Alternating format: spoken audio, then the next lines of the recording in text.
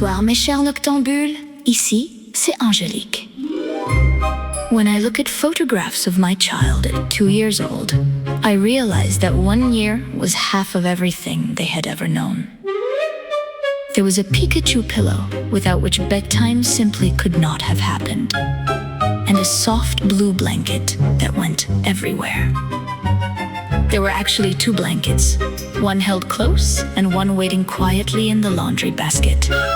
The swap was never noticed. La maison, c'était le paradis, ou dans le langage d'un enfant de 2 ans, Paddy. Broccoli was loved more than any fruit. One day, I dipped a piece in strawberry juice and called it dessert. When a favorite song began to play, that little body wiggled with laughter. The cheeks turned red, the eyes opened wider.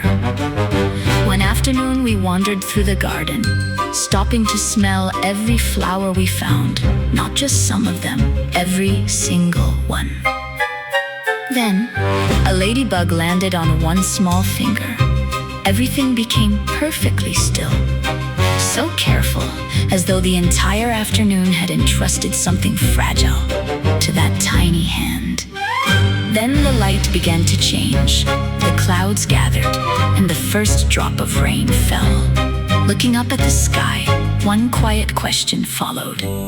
Why is the sky crying? At 2 years old, an afternoon was not something to pass through. It was a whole world to enter.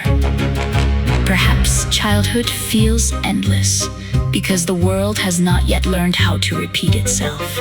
A towel becomes a pirate flag, bubbles are little tiny ships, and the bath becomes the lair of a water monster, guarding a kingdom no adult can see.